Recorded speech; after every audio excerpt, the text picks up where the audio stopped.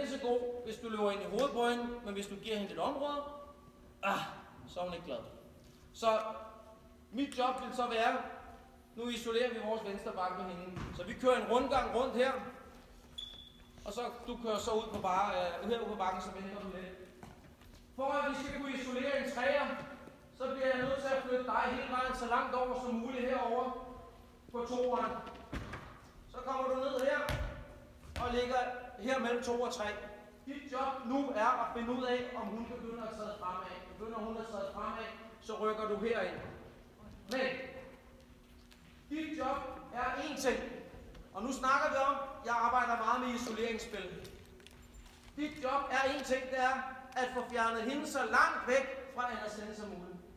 Og det vil sige, at hvis du arbejder herude, du arbejder på din screening der, du arbejder her, så bliver du nødt til at komme herover af, og så kommer du bullerne ind på midten. Og nu har jeg trukket dig her, og nu har vi et kæmpe område, hvor vi er isoleret. Og det er lidt det, som jeg ligger og arbejder med. Hvad er det? Hvem vil vi ramme? Hvem er det svage punkt? Hvordan gør vi det? Hvis jeg har en stor skytte, så har jeg altid en stregspiller med mig, for eksempel. Igen kan vi gøre på samme måde, samme rundgang, men hvis jeg har en skytte, for eksempel, og jeg godt kan lide, at hun er inde i midtzonen, jamen så i stedet for, at du er på bakken, så arbejder du ned mellem de 2 træer. Nu kommer du så ind i en situation, som hedder 2 mod 2 herinde. Og det er så også derfor, jeg siger, det kunne være rigtig godt, hvis vi kunne lære vores håndboldspillere at løse en situation 2 mod 2. Herfra har du frit lejde. Hvis de står fladt, så hugger du lortet. Går de frem, jamen så har du en stregspiller, der rykker ned bagved, og vi har en mulighed. Men nu har vi så også en mulighed for at spille bredt på fløjene eller ud på siderne. Så når min stregspiller er i midtzonen, så er det for at skabe en 2 mod 2 situation, fordi jeg ved, at jeg har nogle spillere, som godt er gode til det. Men det er til gengæld også at kunne arbejde bredt. Og igen, hvis man kommer ind her, hvis jeg så ændrer lidt retning her, så kan vi begynde at spille bredt, fordi vi bliver nok nødt til at hjælpe lidt. Vi arbejder også ud fra så at bygge på med vores krydsspil, når vi har stregspilleren imellem de 2 træer. Så hvis I vil se en kamp med mit ungarske landshold, så vil I kunne se, hvor min stregspiller er placeret, og det er faktisk ud fra der, hvor jeg så vil isolere nogle andre steder og forsøge at skabe overtalssituationer ved at vinde de situationer. Og så taktisk er det, og så kedeligt er det. Men det bliver vi simpelthen nødt til at arbejde. Og det er det, som der tager tid for et helt hold at lære. Og der er altid en, der glemmer det. Ikke? Og så starter vi forfra igen.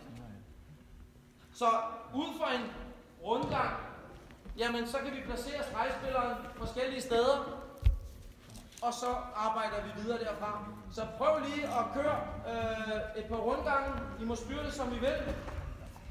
Det er dig, der er playmaker, det vil sige, at du fortæller, om du vil have en over mellem 2 og 3, eller om du vil have en mellem 2. Og så kører vi på derfra.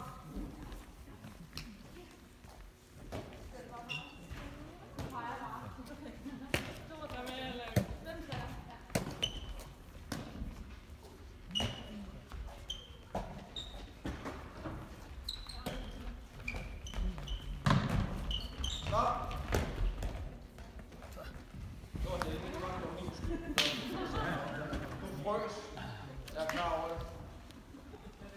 Hvor havde du dirigeret din streg hen? Mellem stregerne. Der må du godt komme lidt mere direkte på, så du også har mulighed for at arbejde til venstre.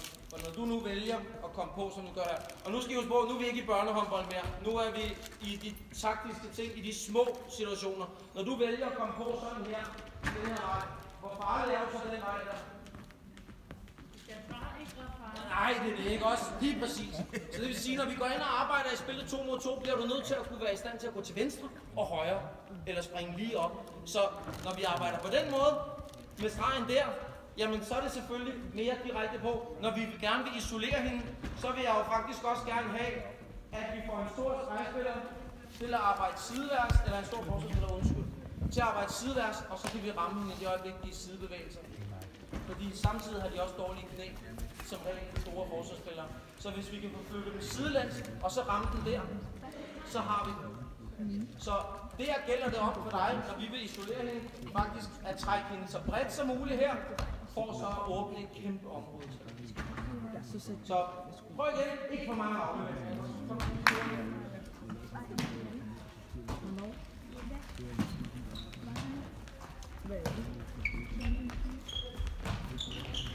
Og så angriber vi. Og så gør vi. Ja, det er fint. Godt.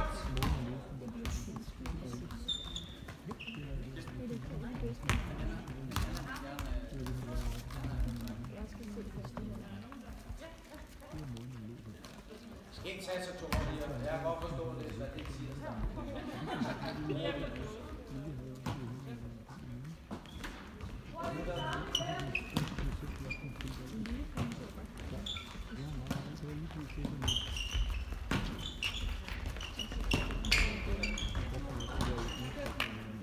Så det er meget simpelt. Altså, og det er jo ikke det her, vi vinder kampene på. Men det er jo, at vi har ud for sådan en rundgang, så har vi måske 6, 7, 8 varianter, som vi så smider ind og bruger. Og det er jo dem, der giver de ekstra mål. Vi har nogle gange det simple spil, hvor vi ligesom har sagt til os selv, vores hoveder kan ikke følge med mere, vi er pressede, vi er stressede. Nu spiller vi bare simpelt, jamen så ved vi det. Og så har vi en masse varianter. Vi flytter også nogle gange stregspilleren lidt ud fra væk fra vores filosofi. Så det er jo ikke rundgangen, der gør, at vi vinder kampene, fordi den kører alle. Men det er timingen, og så er det variationerne, som gør det. Det her kan vi også køre med det franske kryds. Igen, hvor placerer du stregspilleren? Placerer du helt modsat, så er det for at isolere en af træerne og skabe noget mellem de to træer. Ind, bred ud, og så kan vi arbejde i krydsspillet derefter. Undergangen, den kender vi også, ikke også? Nej. Pladsskifte. Ikke hvor man spiller fløjen, og så bytter i plads. Så den ligger vi også arbejder lidt med. Igen er det stregspillerens placering, der afgør det hele. Så hvis vi kører et pladsskifte, hvor vi her, så har vi stregspilleren mellem 2 og 3, så kommer du rundt. Hvis hun er der, så går vi ind og kører russerspil. Og du kører ind, og du skal altid trække den træer der. Og du skal skynde dig, og så, så spiller du bare ind til midten her. Det er fint. Herfra.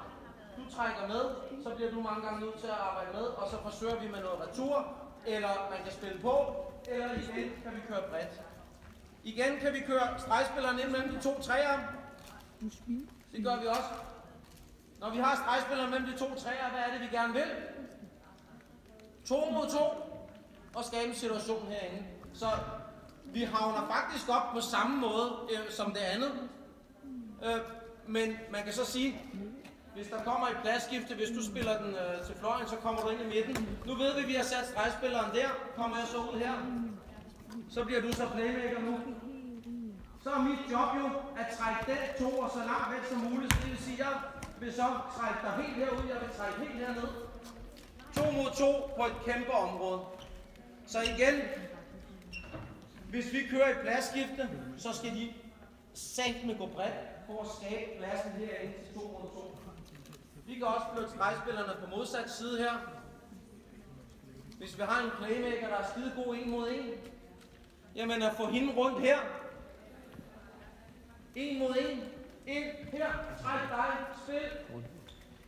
Screening. Simpelt. Meget, meget simpelt her. Eller op til skud her. Også fordi, at det tit er måske en venstreback, som er lidt bedre at skyde.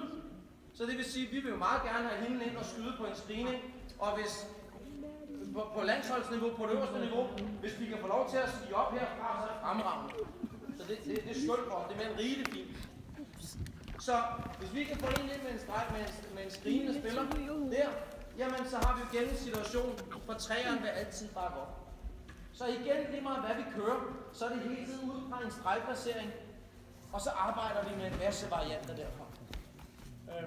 Og det tager tid, og det tager på et landsholdsniveau omkring 2 år at bygge op, før alle kan alle de små ting, som så gør, at vi kan vinde de store kampe igen og igen og igen.